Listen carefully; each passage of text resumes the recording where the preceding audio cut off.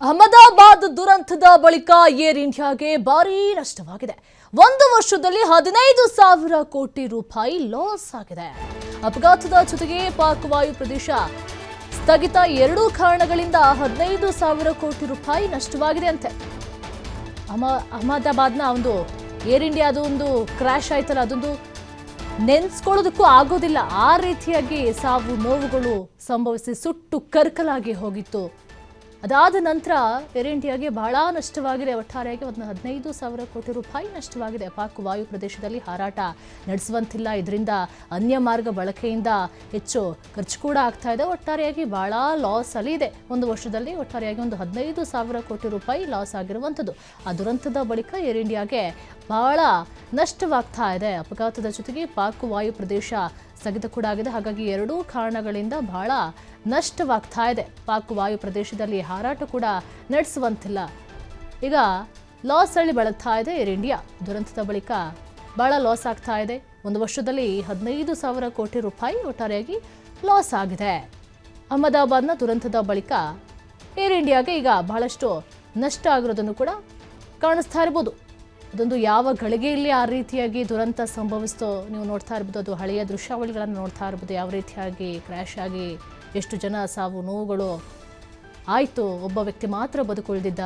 ತದನಂತರ ಏರ್ ಇಂಡಿಯಾಗೆ ಬಹಳ ನಷ್ಟವಾಯಿತು. 15,000 ಕೋಟಿ ರೂಪಾಯಿ ಲಾಸ್ ಆಗಿದೆಯಂತೆ.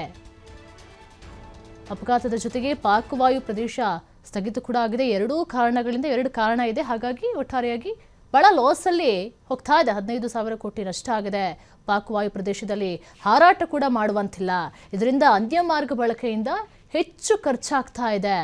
ಆ ಮಾರ್ಗದಲ್ಲಿ ಹೋಗಂಗಿಲ್ಲ. ಹಾಗಾಗಿ ಬೇರೆ ಮಾರ್ಗವನ್ನು ಅವರು ರೆಡಿ ಮಾಡಿಟ್ಕೊಂಡಿದ್ದಾರೆ, ಪ್ಲಾನ್ ಮಾಡ್ಕೊಂಡಿದ್ದಾರೆ. ಆದರೆ ಆ ಬೇರೆ ಮಾರ್ಗವನ್ನು ಬಳಸೋದಕ್ಕೆ ಬಹಳ ಖರ್ಚಾಗ್ತಾ ಇದೆ. ಹಿಂದೆ ಆಗ್ತಾ ಇದ್ದಂಥ ಖರ್ಚಿಗಿಂತನೂ ಕೂಡ ಹೊಸ ಮಾರ್ಗವನ್ನು ಹುಡ್ಕೊಂಡಿರೋದ್ರಿಂದ ಖರ್ಚು ಹೆಚ್ಚಾಗ್ತಾ ಇದೆ. ಹಾಗಾಗಿ ಒಂದೇ ವರ್ಷದಲ್ಲಿ 15,000 ಕೋಟಿ ರೂಪಾಯಿ ಲಾಸ್ ಆಗಿದೆ.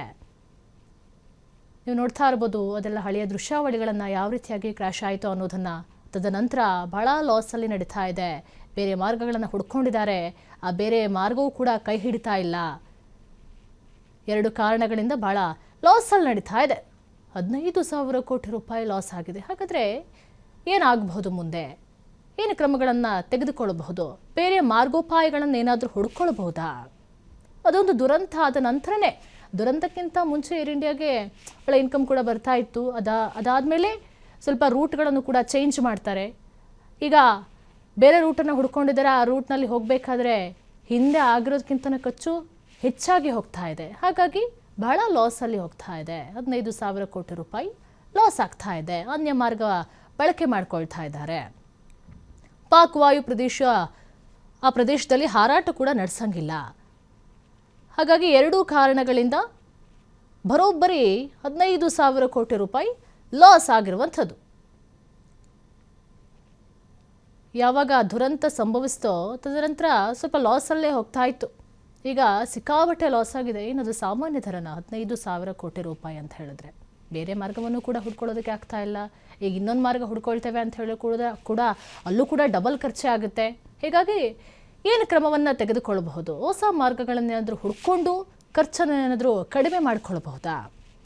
ಏನು ಕ್ರಮವನ್ನು ತೆಗೆದುಕೊಳ್ಳುತ್ತೆ ಅನ್ನೋದನ್ನು ಕೂಡ ಕಾದು ನೋಡಬೇಕಾಗಿದೆ.